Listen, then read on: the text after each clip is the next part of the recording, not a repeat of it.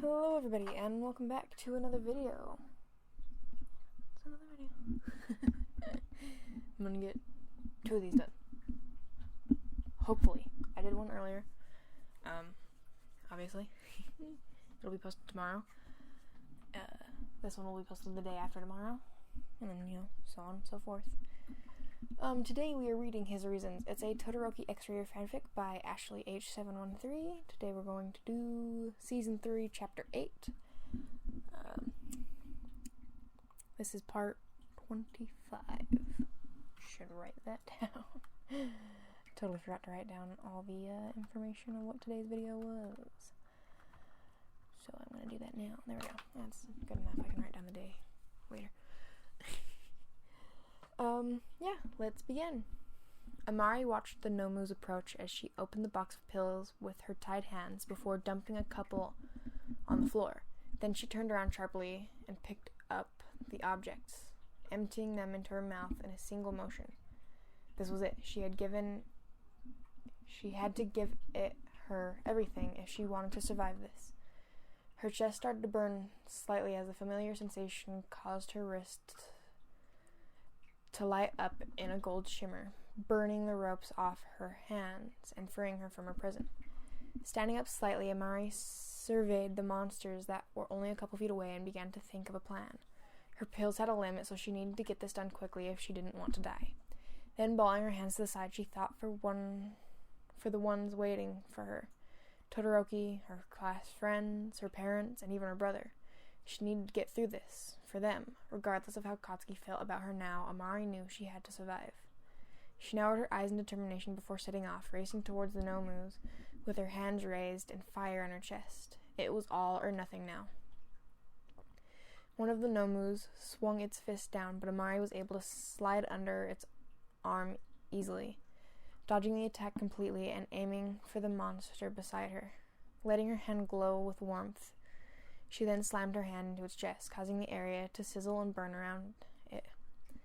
The monster let out a loud, inhuman scream before grabbing the girl by her injured shoulder and throwing her across the room, hitting the floor in a heavy thud. Hissing at the contact, Amari clenched her shoulder and ignored the pain in her chest before standing back up and trying again.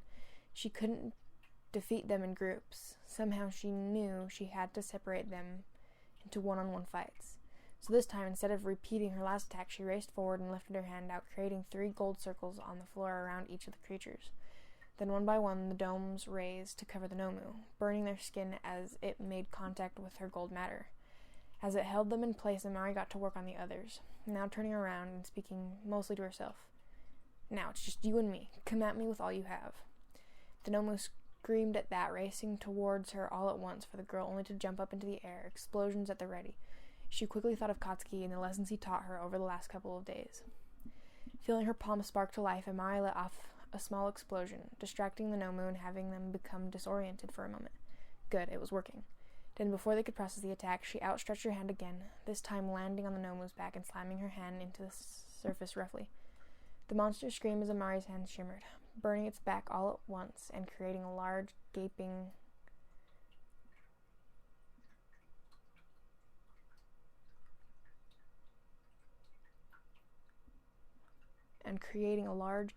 the bleeding mark in the spot. I'm so tired I can't even decipher what that's supposed to say. Large, gaping, bloody hole. I don't know. Another started to swing, but she was too quick, jumping from the first monster onto the next as its claws dug deep into its colleague. It cried out in pain at that before slumping to the ground in a heavy thud. Amari looked at the wreckage and smiled. That was it. Maybe she couldn't take all of these things down, but she could have them take themselves down. As far as she knew, the Nomus weren't very smart in terms of intelligence. Just mindless monsters. She could use that. After seeing that, the girl got to work, jumping from one Nomu to the next, burning its skin on various different spots so that the others would blindly attack them. Although, when she got to the third one, her chest began to explode with pain, now realizing that 2 of the trapped monsters had broken free of her dome and shattered it. Realizing that she might have been staring for a little too long, Amari then turned back only to find herself face to face with the escaped monster. Oh no, this wasn't good. Before she could realize it, the Nomu's claws slashed against her chest, causing the girl to see blood. Her blood. Amari looked down in shock before feeling the liquid drip from her mouth in a single line. She felt a slight flash of pain, but it didn't last long as she was suddenly picked up by his friend, throwing her into the ground with its taloned hands. Groaning at the pain, the Nomus lifted its fist up to crush her as Amari gasped, quickly creating a shield for herself to stop the attack. Its fist hit against her gold matter, shaking her shield in a single motion, and Amari felt the familiar moment of terror in her throat again. Suddenly, more Nomus started to break free from her prison, causing the girl to grit her teeth at the exploding pain in her stomach and seeing a tiny crack in her shield. This wasn't good. They were overpowering her. She needed to get out of here and fast. More fists appeared then, all slamming their hands and bodies into her shield, forcing it to slowly crack, and with every hit, more blood pooled into her mouth. All she could taste now was the metallic substance, and it was making her sick. Suddenly, she was back in the dark alleyway with Stain, feeling that familiar and similar moment of panic. She couldn't do this. Somewhere deep down, Amari knew that this was a lost cause. Soon the Nomu would overpower and kill her. Closing her eyes in fear, Amari willed everything inside her, all her power into one single motion, seething as it felt her insides were slowly burning her body. Then in a single motion she screamed, lifting her hands out and growing her shield to about 5 times her size. The attack caused all the Nomus to forcibly stumble backwards, freeing her from her bounds. Before she could think, Amari stumbled to her feet, racing across the arena until she found her pills laying on the floor a couple feet away. In order to even stand a chance of winning, Amari knew what she had to do. She had to overdose. Grabbing the objects roughly, she saw the monsters racing towards her again, quickly opening the box before doing something she'd never done before. She swallowed the whole container. The most she'd ever taken before this was 5, and that was always between a long period of time. Taking the pills all at once, it was incredibly dangerous and risky, but what else could she do? She was going to die without them. Almost immediately, she felt the effects burning her from the inside all at once and causing her to slump in absolute torment. It felt like her body was fighting them, trying to reject the pills all at once. It felt like it was tearing her into 2. Falling to the floor, Amari screamed, covering her body as her hands began to shake violently, hugging herself to will the pain away. As the Nomu approached, she still remained frozen, not understanding her surroundings or the immediate danger. Covering her ears, suddenly a voice appeared, his breath extremely close to her. It sounded nostalgic and inviting, wanting to listen to it somehow, feeling the desire to follow it. She heard a scream far away, but she didn't know who it belonged to. Maybe it was her own, but she couldn't actually tell. All that filled her head now was that warm, inviting voice, telling her to let go. Shigaraki watched the girl huddle in the corner before grabbing onto his chair tightly. It wouldn't be long now. Then all at once, a sudden and powerful burst of gold energy tore across the room, lighting up the entirety of the space and bouncing towards the walls. The gold matter barreled into the Nomus all at once, cutting through them like a sharp and quick knife, slicing all 8 monsters in half and making their bodies explode into splatters of thick, massive pools of blood. The splatters flung onto the walls and the girl, covering her in spots of their blood as she slowly stood up, her eyes looking dead and lifeless. It was like she was a walking corpse with no owner, just watching the destruction with a hollow expression. In closer inspection, thick black lines began to cover the veins of her neck, peeking out over her collar slowly, slithering up like a snake, but stopping before her chin. After a couple moments of eerie silence, Amari's eyes blinked, regaining her life as she looked around the space in utter and complete shock. The black veins disappeared, and all that was left was confusion. Her mind was fuzzy, not remembering why she was standing or what had even happened. One minute she was on the floor, and the next. Gazing at her hand, she found blood there as her breathing picked up rapidly. Did she do this? No, that was impossible. She didn't have that kind of power. She couldn't have just killed them in cold blood. That's not what a hero does. Well, what did I do? Oh God, what just happened? I killed them. Amari's body began to shake as she survived the bloody aftermath, seeing chunks of the Nomus scattered everywhere. This had to be some type of dream. She couldn't have just killed them. Hurt, sure, but Amari had never killed anything before in her life. Suddenly, the intercom came to life as the girl jumped at the voice, not remembering that Todoroki was still there. Now that's a good doll. She turned her head around sharply before looking towards the ceiling and shouting, her voice cracking in absolute anxiety and fear. Her mind was moving at 1,000 miles per second, trying to understand anything. What did you do to me? You freak. Todoroki only laughed, though, as Amari heard a new voice. One she knew very well. It was her doctor. But wasn't he supposed to be in America? Subject has retained memories of event. Standing by. Widening her eyes at his words, Amari ran up toward the wall, pounding on the surface before angrily speaking to the air. Doc, what the hell are you doing here? What's happening? You better tell me right now. Though suddenly the movement caused her body to sway, not fully realizing the effect of the pills. Black spots appeared in her vision as the girl tried to blink them away but failed. Feeling the world spin around her, Amari put a hand to her head before falling to the ground roughly, the black spots now consuming her completely and turning unconscious. Before she passed out, though, she heard the doc's voice again, far away and echoey. Subject has fallen unconscious, about 5 minutes of use. Hearing the sound of the door open beside him, Deku turned only to find Todoroki staring back at him. The boy's eyes looked tired, like he hadn't slept in days, but he supposed that makes sense. Amari's disappearance must have been tough on him.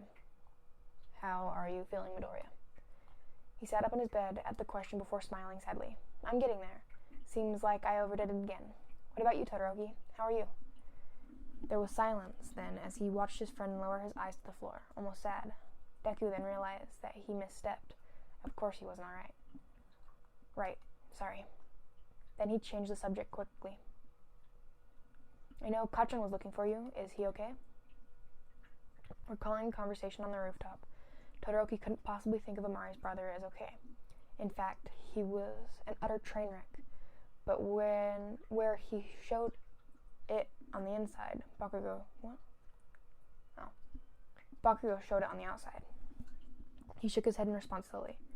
He always shows his care for her in strange ways. Regardless of how brash he always is, it's strange to think that even Bakugo can fall apart as well. Deku took in his answer before realizing that Todoroki was right. He had always seen Kachan as this strong, unbreakable wall, but that wall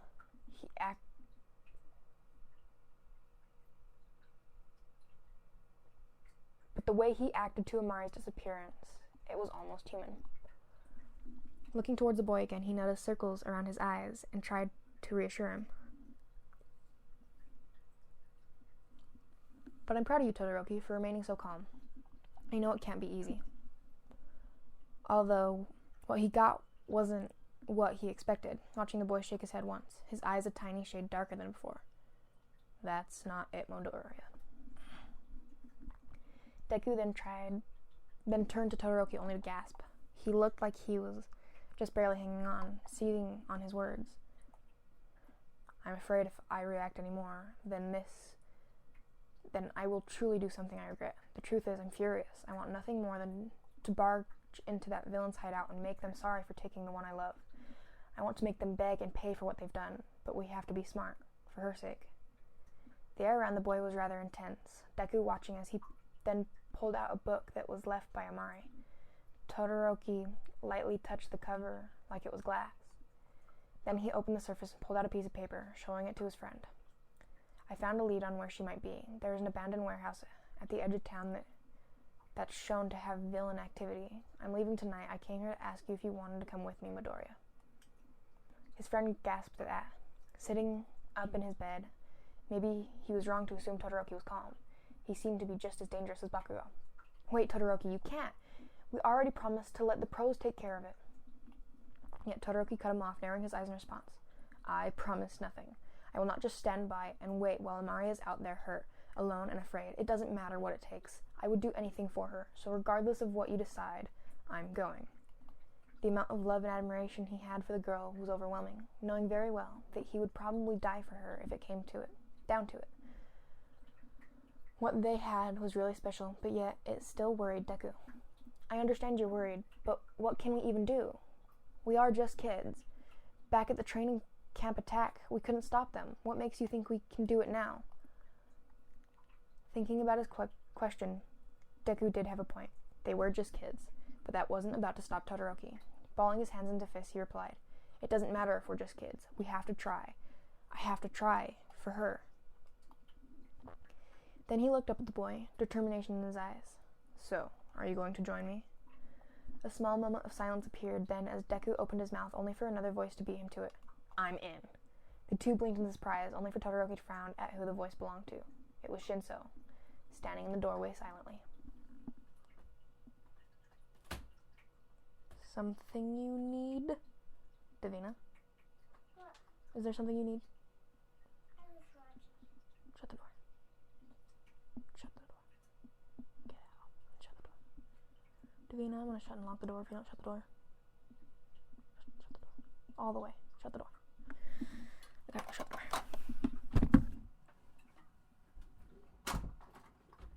Don't lock it. Now the door can't be opened. Please don't lock it. Davina, I'm busy. Please.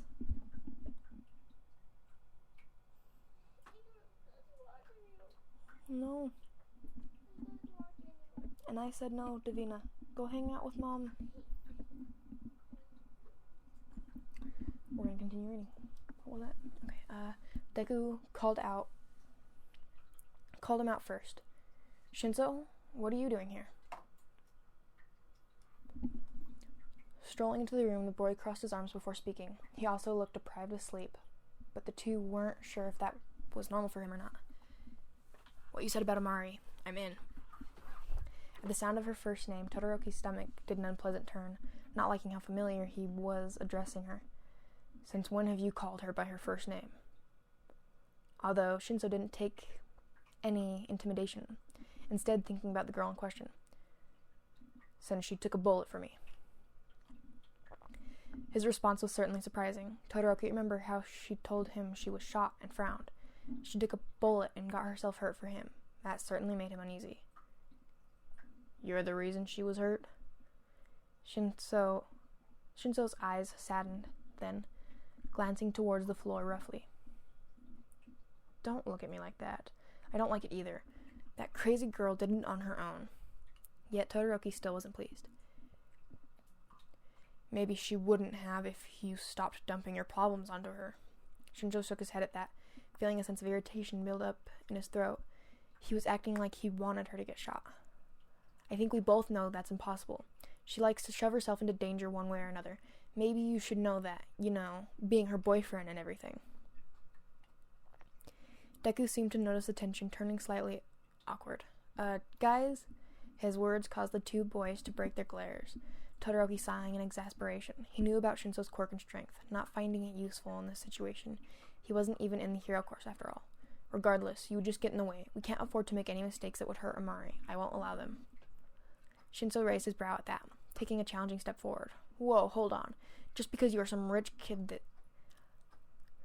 that skated their way into the hero course doesn't mean you can order me around. I already said I was coming, so get used to it. Todoroki frowned in response. I'm only stating the facts, and I didn't skate my way into the hero course. I trained just as hard as anyone else. Stop talking like you understand. Although Shinso only scoffed in response, pointing a finger towards the boy. Oh, I understand plenty. Just because your daddy's favorite, you think you can order everyone around. Like you're better than everyone else. Well, it won't work with me. Staring at his finger, Todoroki slapped his hand away before hissing back. You take that back. My accomplishments have nothing to do with my old man. Shinso took another step closer, and Deku noticed the air get thick once more, crying out, Guys, stop it.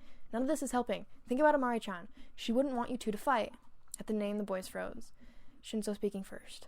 He's right. Regardless of how we feel about each other, we do share one thing in common. We want her to be safe, and I want to help. Todoroki hated that what he was saying was true, turning away in annoyance. Why do you want to help? Don't you call her names and assault her all the time? Looking down at this, Shinso recalled his treatment towards the girl inside. It turns out you were right. I don't really mind short stuff as I used to. Maybe it's her off-the-wall, reckless personality or the fact that she was the first person to not look at me as a villain, but it seems whether I like it or not, I've grown used to Amari and I don't want her to get hurt again. Todoroki narrowed his eyes, taking in his words, and couldn't help but feel some sort of atmosphere of admiration around the boy. It was almost like he liked her. That made him feel uneasy. Deku listened to the explanation as well, now knowing that the two were close. Shinso, I didn't know you cared so much about Amari-chan. This only caused the boy himself to smile, Todoroki's chest dropping a couple feet. Crap, he finally realized it. He didn't like her. I didn't either. As much as he hated the look on his face, Todoroki knew that Shinso's feeling for Amari would cause the two to grow more determined. If his feelings were real, then he would probably fight with everything he had for her. Fine, you can join. Meet us outside the hospital at 8. Shinso's face lit up then before scoffing. Not like I need your permission since I was going to come anyways, but thanks. Deku then looked between the two boys before raising his hand up high. He was being foolish. If Todoroki and Shinso were willing to risk their lives, then he wanted to as well. I'm in too. If it can help Amari-chan, I'll do anything. The three boys looked towards each other before nodding their heads, now going over the plan to save Amari. Blinking away the black spots, Amari rolled her head to the side, now finding her hands tied to the chair again. She groaned at the contact, refocusing on her surroundings before noticing herself in an empty small room. It wasn't like the arena anymore. They must have dragged her back somehow. Amari then looked down at the blood splatter on her dress before everything came flooding back, causing her to breathe in a shaky breath. It wasn't a dream. She really destroyed those Nomus somehow. How was that even possible? Although, before she could think, the door to her right opened to reveal the same purple-skinned man that had thrown her into the arena. She didn't know why, but there was something about him. Something familiar. What the fuck? I can see Toothless' tail under the door. He approached her slowly, hands in his pockets. Oh, you're awake. Narrowing her eyes in anger, Amari lunged forward, desperate for any kind of answer. Alright, you need to tell me what the hell is going on right now. What the hell did you do to me? Her anger only made him move closer, though. You still remember? Interesting. They weren't sure if you would. Amari turned her head in confusion then. Of course I remember, you asshole. What are you even talking about? Yet once again he moved closer, leaning towards her body as the girl leaned back, willing herself away from the man.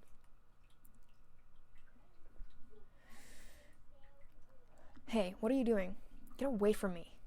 He only reached closer, though, until she could feel his breath on her neck. It was almost like he was hugging her as his arms were wrapped around the chair. This made her even more panicked and uncomfortable. What is wrong with you? I said get your damn hands off me. Then before she could speak again, the ropes tying her hands together dropped to the floor, allowing her to pull them back. Wait, did he do that? What? Her surprise quickly turned to determination, though, now realizing her chance and racing towards the door only for Dabi to block the entry. Let's not get too carried away, Bakugo. I only want to talk. Don't mistake it for something else. Rubbing her wrist from the burns, Amari replied, So you untied me to have a quick chat. What, are you lonely or something? This caused Dabi to smirk, enjoying her sass. Not exactly. I've been curious about you. You see, I've been wanting to meet you for a while. Seems you are far more explosive than I imagined you'd be. Of course, I wouldn't expect any less from the person who told off the number 2 greatest hero. Narrowing her eyes in confusion, she turned her head. So what, are you a stalker or something? Have you been following me? Dabi thought for a moment in her words. Not you, no. Although, I do tend to take notice on things that interest me. Leaning back, Amari cringed as he approached. Sorry, buddy, I'm not interested. He seemed confused by her response before laughing in amusement and lifting his arms out. You misunderstand. I'm here to give you some advice. You see, you remind me of myself many years ago. So young, so naive. Scoffing back, the girl crossed her arms over her chest. I don't need any therapy session from you, but thanks. Dabi shook his head, then before taking another step closer to the girl, making her lock eyes with his. You should give up on your brother. You'll never get the love you desire. It's useless to try and find something that's not there in the first place. I would know. Widening her eyes in shock, Amari felt a sense of irritation at the back of her throat. Hold on. That's not any of your business, but I would never give up on Katsuki, regardless of what he thinks of me. He shook his head at her words. This is what I'm talking about. You break yourself down to gain the approval of someone who doesn't even care. Face it, Bakugo. He'll never see you as worthy. That's just the kind of person he is. I'm trying to tell you what I wish I knew all those years ago. It would have saved a lot of time. Amari didn't know what was up with this guy, but he had no right to tell her anything about her brother. That was her business. Give up on Katsuki? What a joke. Glaring back, she replied, Look, buddy, I don't know what kind of rough childhood you had or whatever, but Katsuki is my brother and I love him. If you really think I'm just going to portray him like that, then you have another thing coming to you. Dabi was growing frustrated with this girl. Obviously, she wasn't understanding. You say that now, but I'm going to break some bad news to you, kid. You are... What? Where? What? Hold on. You need to embrace who you are, and it's not a hero. Widening her eyes in confusion, Amari shouted back, not understanding. Okay, I'm just about over your words of wisdom, zombie man. You are wrong. I will be a hero, just like my brother. Although Dabi only shook his head, as if he knew something she didn't. What was up with this guy?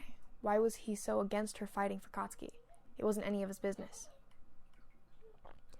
He opened his mouth again, only for another voice to enter the space. Oh, what is this? Our doll has broken free? That's no fun. Amari eyed Shigaraki, his disdain before lifting her fist up and racing towards him in an angry shout. She had to get out of here fast. You're going to regret doing that. She threw a punch, but Dabi was quicker, grabbing the girl by her collar and throwing her back over her shoulder roughly. What the hell? Not again. Put me down. Jamming her fist into his back, Amari tried to break free, although Dabi wouldn't budge, now seeing Shigaraki staring at her creepily. All right, doll, it's time. He wants to meet you. Amari narrowed her eyes in confusion, shouting back. Well, I don't want to see him, whoever he is. Now let me go, you assholes. Although her request was denied as they carried her silently into another portal to their left, now in a dark, wide black room. Dabi threw her down on the ground, and Amari was about to shout back at him when a voice stopped her, freezing her to the very core. This voice. She heard it before. It's been so long, little one. Feeling a ring of terror in the back of her throat, she slowly turned around, only for her heart to stop in her chest. No, this couldn't be. It was the man she met as a child, the one that promised to give her power. You. Turning around in his chair, the man nodded his head before standing up and towering over the girl. He then leaned down and extended a hand, the same hand that told her she could change all those years ago. Then all at once, all for one, began to smile. Yes, it's me. Alright, that's where we're gonna end now. Ha ha ha. Aha! Check her out. I like her stuff. She even makes good YouTube content. You should check her out. It's AshleyH. It's good stuff. We're gonna end the video here and see if I can get Toothless back in the room. Because Davina let him out of the room when she opened the door. Next time I'll just remember. Before I start recording, I should lock the door. Yeah, okay. I'm gonna end this before it gets too long. You will hear me in the next video. Bye-bye.